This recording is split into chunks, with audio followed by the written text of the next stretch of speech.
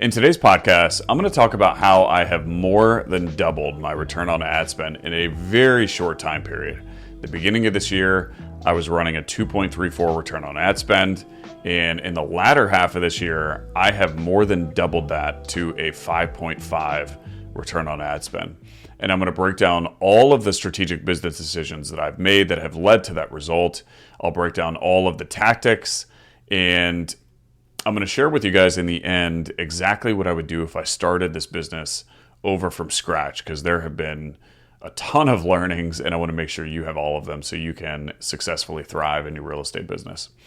Who am I? My name is Ryan Rice. I'm a full-time real estate investor. I'm in my fourth year full-time, and I share all of this so that you can make some more money in your real estate business. But in the first half of this year, I was locking up a deal maybe every 1 to 2 weeks, and now I'm locking up on average 1 to 2 deals per week, and I'm spending about the same amount of money in marketing. And to give you guys the context on everything I'm about to share, I'll share with you the backdrop of what my business was like. When I started in real estate, I was buying in Richmond, Virginia, where I live, and I started also buying in Columbus, Ohio. I was buying off the MLS, and in the Columbus, Ohio market, I bought probably 25 houses in a very short time period. And in about 12 months, I bought 25 houses off the MLS. And my network grew there very, very quickly, and it grew to be substantially valuable. I was building relationships with some of the best realtors in that city, had relationships with a ton of contractors, a lot of buyers I built relationships with. So if I wanted to wholesale, I had a lot of connections.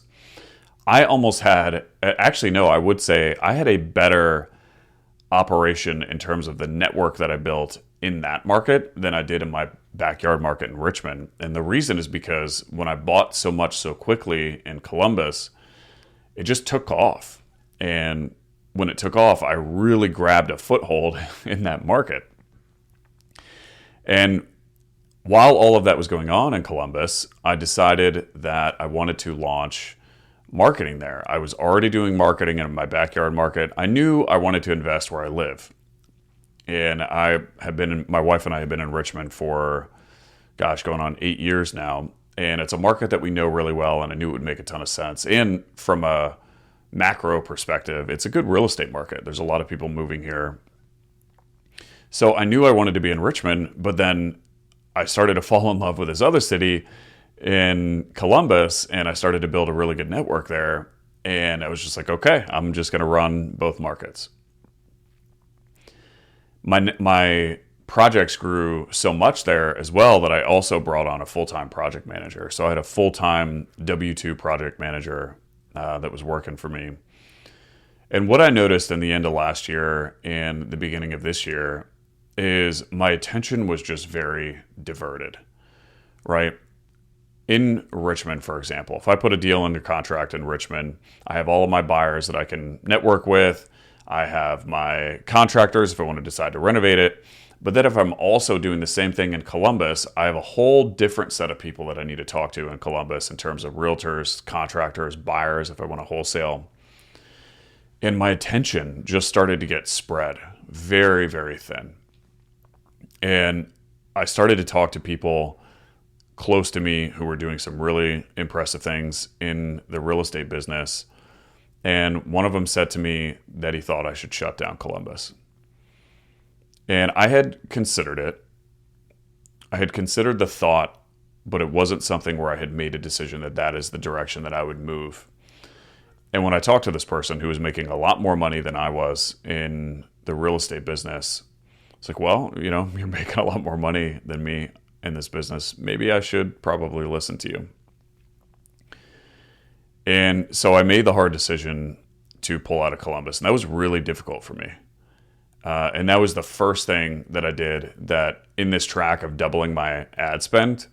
Shutting down Columbus, I think, helped me get all of my attention in one place, which drastically has just improved the efficiency of my business. And it was really difficult to shut down Columbus. I had a good relationship with my project manager there. That was incredibly hard to disconnect that relationship. I had built such a strong foothold of buyers and contractors. I mean, again, my network in that market was probably stronger than my backyard market. And so it almost didn't seem beneficial from a business standpoint because of the vast network that I built. So it was tough to shut down that market, but I knew that if I wanted to focus my attention on growing a business deeper, then shutting it down was going to be the right thing to do. So that really, really helped. And also what was happening, to give context on the marketing that I was running, in both markets, as of the beginning of this year, I was running one marketing channel, the same marketing channel in each market. And it was TV, and it's the most expensive marketing channel that deliver the most expensive leads. Now, they're very, very good quality leads when they call in, but they're expensive. And I was getting really low shots on goal, right? So I'd get these great leads that would come in, but I'm still relatively new to the real estate space. I'm still very new to direct-to-seller marketing. I had done a little bit of training from a direct-to-seller standpoint, a little bit of sales training from a direct-to-seller standpoint, but I was very much still flying by the seat of my pants a little bit in both markets. And so I'd have these low shots on goal, these TV leads, very, very high quality leads delivered to me, but they were not as frequent. And it didn't give me the ability to practice the sales skill set as much as had I had a marketing channel that delivered me a lot of volume and that I could practice a lot and just continue to get better. So the first thing towards helping improve my return on ad spend was shutting down that one market and focusing my attention in Richmond. The second thing that I did is I added a second marketing channel. And when I made the decision to add this marketing channel, again, I talked to someone who was making a lot more money than me. And he said, yeah, you're getting really solid leads. And by the way, I had hired a follow-up specialist at this point. So I hired someone in my business last year who was in charge of helping to answer the phones and essentially qualify leads so that he could serve them up to me. Because even though I was getting low shots on goal, the fact that I was running TV in both markets and doing everything else that I was doing, it was very hard for me to manage just by myself. So I brought on a follow-up specialist for me who was in charge of qualifying all those leads. And when I was talking to someone who was very good at marketing in this business, he said that my follow-up specialist was also getting low shots on goal, and he was getting the highest quality lead delivered to him. And what he needed most was volume, because he needed to improve his sales skill set. I needed to improve my sales skill set. I needed to get more shots on goal. So we needed to figure out a way of how to deliver just more volume to the business so I could get practice. And I added cold calling. And what this helped me do, my shots on goal went from about 1 to 5 leads per week with TV. TV was very sporadic. Sometimes I would get, that many leads per week out of both markets. But sometimes it'd be very slow, and I might get like 1 lead from both markets, cumulative, in 1 week. But when I added cold calling, now with cold calling alone, I was getting 4 to 6 leads per day, the way that we had set it up. And so I went from getting 1 to 5 leads per week to as many as 30 leads per week. And we just had so many more shots on goal. And this drastically helped improve our ability to just role play and practice, because something would happen and then we could talk about it. And when you do things over and over and over, you get so much practice, and then you can get that much better. And this was an easy business decision for me, because when I shut down Columbus from a TV perspective, that was a lot of money that I was putting towards that marketing channel each month. But I was able to I was spending actually less at first, and I was able to add a marketing channel. in cold calling. So it was really helpful.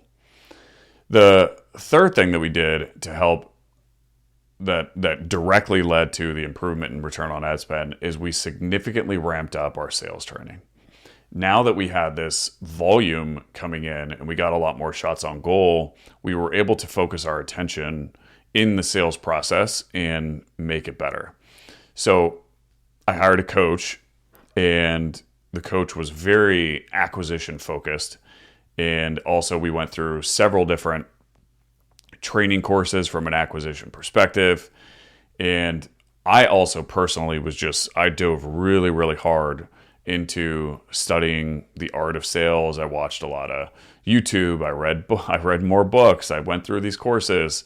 I spent a lot of time in making sure that I was going to be proficient in that realm of sales. And for some context too, I mean, I was already pretty decent. I finished last year closing 1 out of every 4 leads that came in my business last year. So, and I'm not saying 1 out of every 4 offers, 1 out of every 4 leads coming in my business last year, I closed. So I was already pretty decent at sales, but I wanted to get better, get even better, and continue to hone the skill. And so hiring the coach drastically helped because we got to really, really dive deep into the prospect of the seller, into the psychology of what selling, what sales is in this business. And all of the studying I did just helped drastically improve my skill. And because we had drastically increased our shots on goal, we were able to take all of those things that we were learning and apply them very quickly. And something that my follow-up specialist and I do every single day, we have a daily huddle. And on the daily huddle, we role play. We listen to call reviews. We give each other feedback. We practice tonality. Tonality is so important in this business, especially doing something like cold calling. Tonality is super, super key.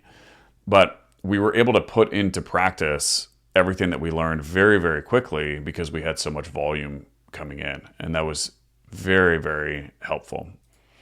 And I've talked about this on another podcast, but some of the things that I think have helped us most has helped move the needle the most from a sales perspective are, 1, communicating directly to the client, or the prospect at the time.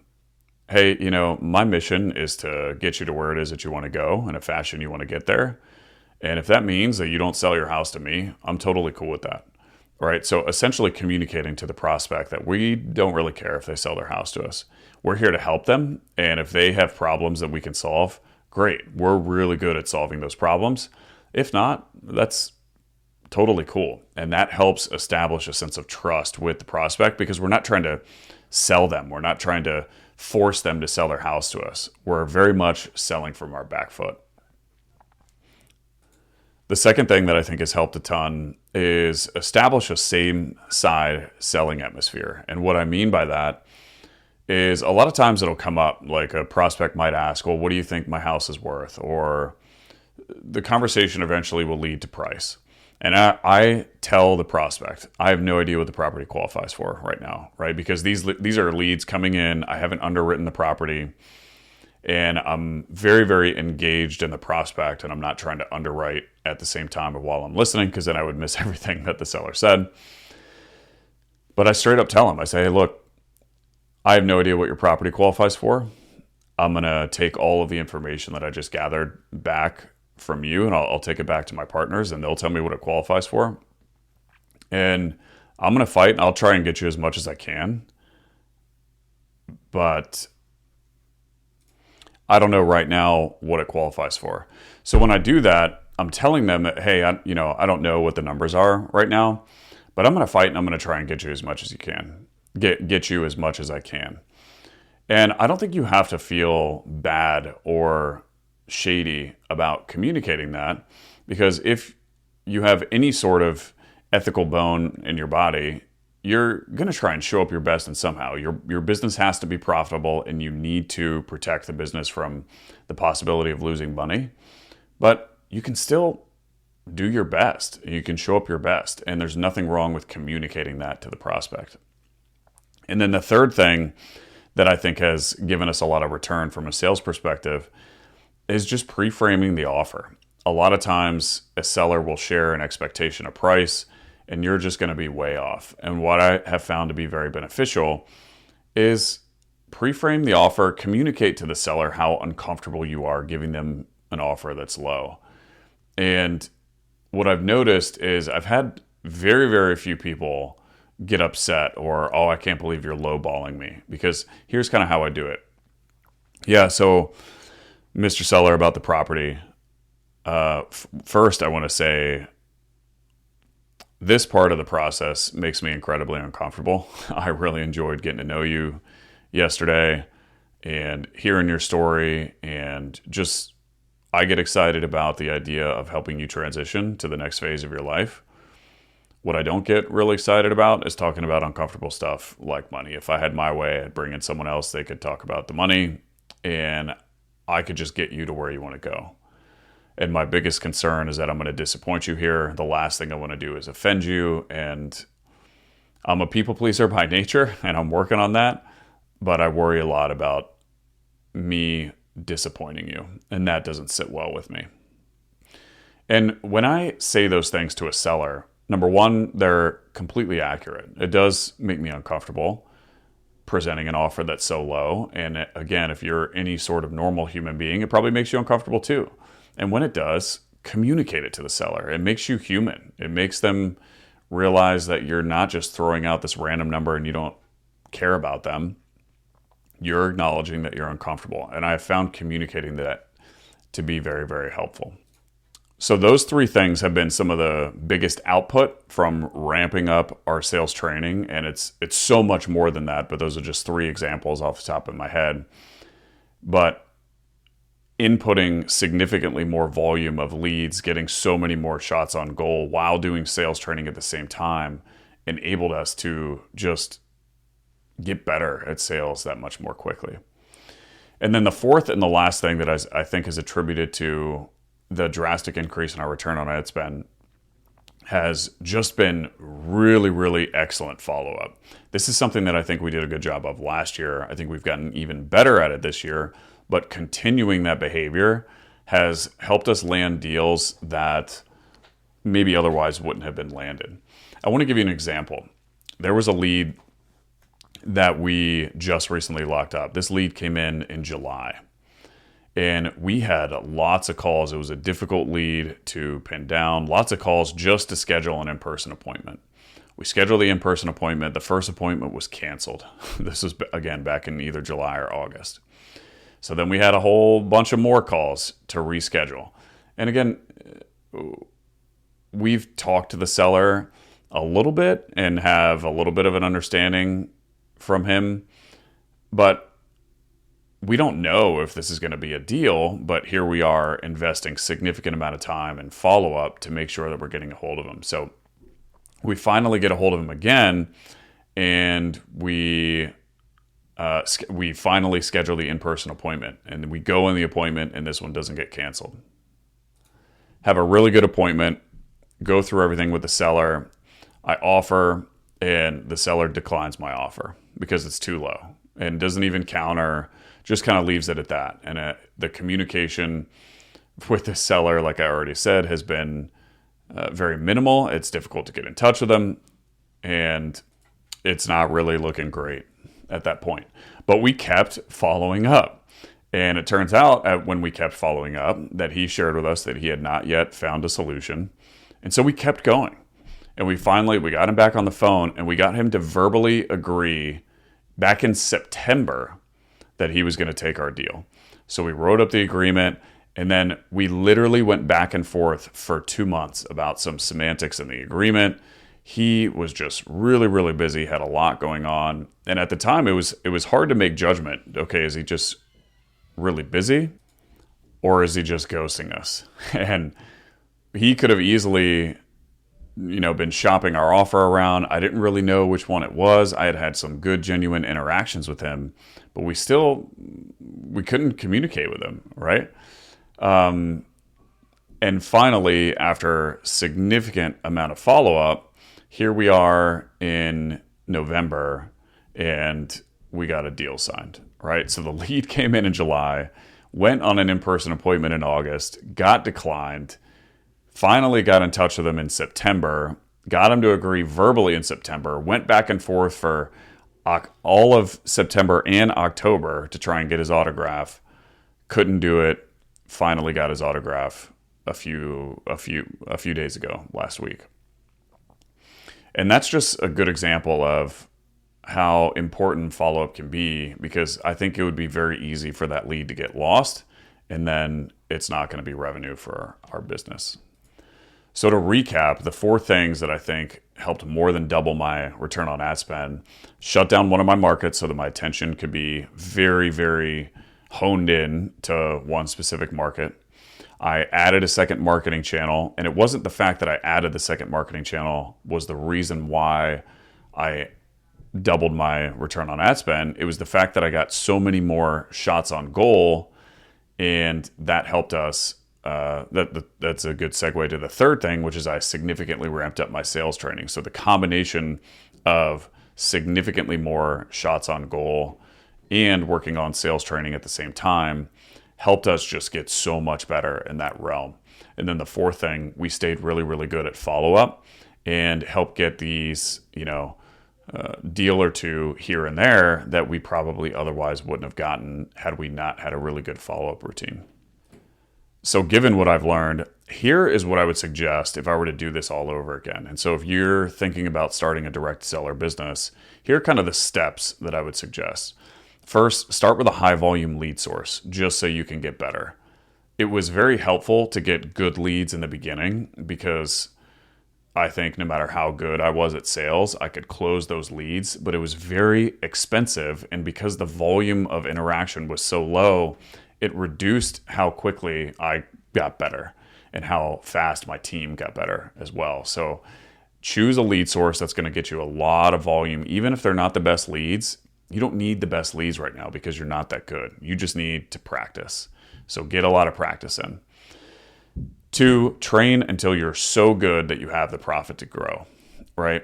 So if you have a lot of high volume lead source coming in, even if the leads aren't that good, you're going to practice so much that you're going to get good, and you're going to be able to convert even lower quality leads. And then you can use that profit to grow your business and maybe put it into a better marketing channel. 3rd, add a setter or a follow-up specialist to your team. That's very helpful, because if you're a solo operator and you had a lot of volume with leads and you're trying to run acquisition, you're trying to run a dispo, you're trying to also flip and manage contractors, you're trying to make sure that your finances and your marketing is in order. I mean, it's just a lot of hats to wear. And so having someone who can qualify leads for you and just hand you on a silver platter the best leads, and then you can go close them, that's going to reduce the amount of time you're spending on non-qualified prospects, and it's going to help you get better that much faster. 4th, add marketing to increase volume until you're just under maxed out. And what I mean by that, if you're going on in-person appointments, for example, you can probably do 2 appointments a day. Maybe if you're really, really working some long days, you might be able to get that to 3.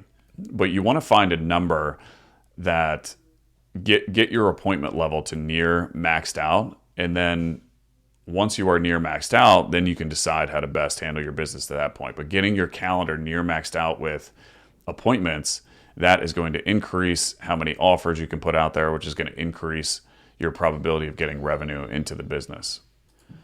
And getting your calendar to near maxed out on appointments, you're going to start bringing in some money, and it's going to be very, very helpful for your business. Then you're going to be able to use that money to put back into your business to grow. The 5th thing, at that point, once your business is kind of is rocking and rolling because you're doing so many regular appointments and you're closing, then you can create an internal training to replace yourself as a closer. And that's kind of the position that I'm in right now. I am building kind of my own version of an internal training so that I can slide in a closer and I can continue to scale this thing to where it is that I want to go. And then hiring the closer is going to be that next phase that's going to get you out of that seat and is going to be able to propel you and your business forward. So I hope that was helpful. Lots of really cool learnings for me as a business owner this year, and being able to completely focus my attention on one market, make all of those changes that have drastically improved the gross income that's coming into my business and the return that I'm getting on the ad spend that's going out. So hope you guys enjoyed that. Hope you got some value out of that. If you did, would mean a lot to me. If you shared it, and not even the fact that it's meaning a lot to me, but if you think it might be helpful to other real estate investors to hear some of the ways that I have drastically increased my return on ad spend, then please share it with other real estate investors. But appreciate y'all, love y'all, and I'll see you in the next one. Peace.